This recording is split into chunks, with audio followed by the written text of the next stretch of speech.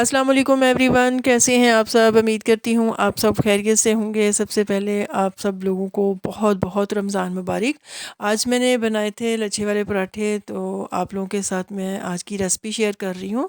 तो स्टार्ट करते हैं वीडियो। यहाँ पर मैंने मैदा लिया है और मैदा जो है वो तकरीबन मैंने 500 ग्राम यानी कि आधा किलो लिया है, और उसमें मैं डालूँगी हाफ़ टी स्पून नमक, और साथ में मैं ऐड करूँगी 2 टेबल स्पून पिसी हुई चीनी, और साथ में मैं ऐड कर दूँगी इसमें आधा कप रूम टेम्परेचर पे दूध होता है वो मैं ऐड कर दूँगी, और इसको फिर मैं अच्छे से मिक्स कर लूँगी। चीनी का ये फ़ायदा होता है कि इससे जो पराठे का कलर है वो बहुत अच्छा आता है, तो इसलिए इसमें चीनी ऐड करते हैं। अगर आप ग्लूकोज़ डी जो होता है वो ऐड करना चाहें तो वो भी आप यूज़ कर सकते हैं, वो भी सेम यही काम करता है। तो अब इसके अंदर मैं डालूँगी नीम गर्म पानी। पानी आपने बहुत ज़्यादा नहीं डालना क्योंकि मैंने इसके अंदर दूध भी ऐड किया है, इसलिए मैं इसके अंदर 1 कप ही डालूँगी। क्योंकि डो जो है वो हमने बहुत ज़्यादा नरम नहीं बनानी, हमने इसको मतलब ज़्यादा हाँ, सख्त भी नहीं बनानी है और ज़्यादा नरम भी नहीं बनानी, क्योंकि अगर हम इसको ज़्यादा नरम करेंगे तो जब हम इसको आटे को स्टे देते हैं तो ये फिर और नरम हो जाती है। तो इस स्टेज पे आके मैं यहाँ पर इसके अंदर डालूँगी घी, और घी डालने के बाद फिर से इसको मैं गूँदूँगी। तो आप ये देख सकते हैं कि मैंने इसको बहुत ज़्यादा नरम नहीं किया, जैसे आम नॉर्मल आटा होता है बिल्कुल इसी तरह ही है, और मैं इसको अच्छे से गूँध लूँगी। आटा आप जितना से भी अच्छा गूँधेंगे तो उतना ही पराठा जो है वो मज़े का और सॉफ्ट बनता है। तो आप जो है वो कोई भी आटा यूज़ कर सकते हैं, मतलब आप कोई फ़ाइन आटा भी ले सकते हैं, या चक्की वाला आटा जो है वो भी यूज़ कर सकते हैं। लेकिन अगर आप चक्की वाला आटा यूज़ करते हैं तो उसमें आपको लाज़मी थोड़ा-सा मैदा जो है वो शामिल करना पड़ेगा। तो अगर आप चाहते हैं कि बिल्कुल बाज़ार जैसे पराठे बने तो फिर आप मैदा यूज़ करें, इसलिए मैं जो है वो मैदे के बना रही हूँ, क्योंकि मुझे ये ज़्यादा अच्छे लगते हैं, तो इसलिए मैं मैदा यूज़ कर रही हूँ। तो यहाँ पर डो जो है वो रेडी हो चुकी है, और मैंने एक बाउल लिया है, उसके अंदर भी मैंने पहले आप चाहे कुकिंग ऑयल लगाएं या घी लगाएं, कुछ भी जो है वो लगा सकते हैं।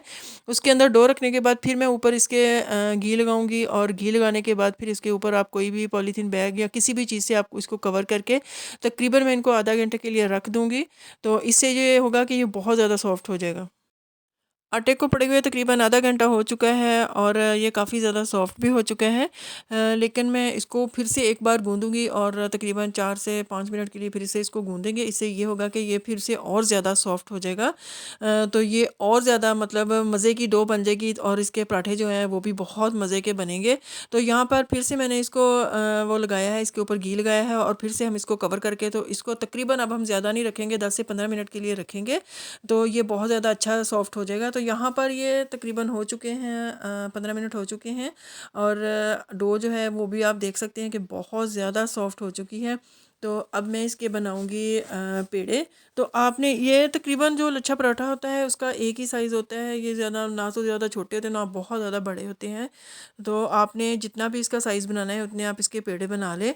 तो जिसमें आपने पेड़े रखने हैं पहले उसके ऊपर हम लगा लेंगे, कोई भी आपने मतलब जो भी ट्रे लेनी है या डिश जो भी आपने लेनी है उसके ऊपर आप पहले ऑयल लगा दीजिए अच्छे से, ऑयल या घी जो भी आप लगाना चाहते हैं।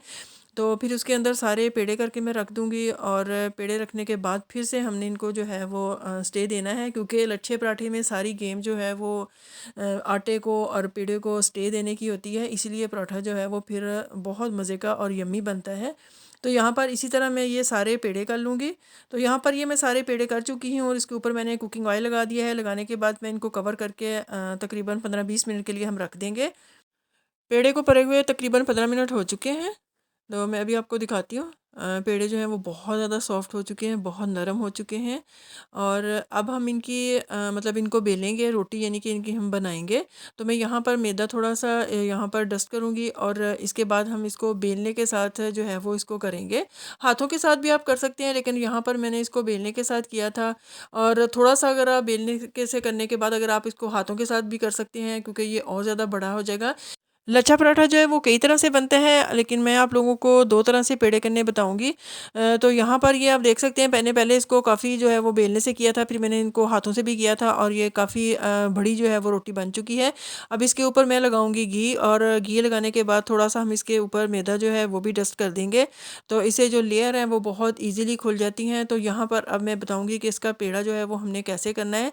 तो आप इसको ध्यान से देखिएगा, ये इस तरह हमने इसको पलटना है, और बाहर वाली साइड को हमने इसको फ़ोल्ड करते जाना है। सारा हमने जो है वो इसी तरह कर लेना है। करने के बाद हमने इसको थोड़ा-सा ऐसे पटकना है ताकि ये थोड़ा-सा और लंबा हो जाए। आप इसको खींच को जितना मर्ज़ी चाहें आप इसको लंबा कर सकते हैं। और फिर यहाँ पर इस तरह उँगलियों पर हम इसका पेड़ा बना लेंगे और जो एंड वाली इसका मतलब सिरा जिसे कह लें जो होता है वो हम इसके नीचे वाली साइड पे इस तरह दबा देंगे, प्रेस कर देंगे। तो अब दूसरा मैं तरीका आपको बताती हूँ, वो भी आपने इसी तरह रोटी जो है वो आपने इसी तरह बेल लेनी है। बेलने के बाद फिर हम इसके ऊपर सेम उसी तरह जिस तरह मैंने घी लगाया था, हम पहले इसके ऊपर घी लगाएँगे और फिर उसके बाद हम इसके ऊपर लगाएँगे मैदा जो है वो हम डस्ट करेंगे। यहाँ तक तो जो है वो तरीका एक ही है, लेकिन उसके बाद आप मुख्तलिफ़ तरीके से इसका मतलब पेड़ा जो है वो कर सकते हैं, पहला भी मैंने आपको दिखा दिया है।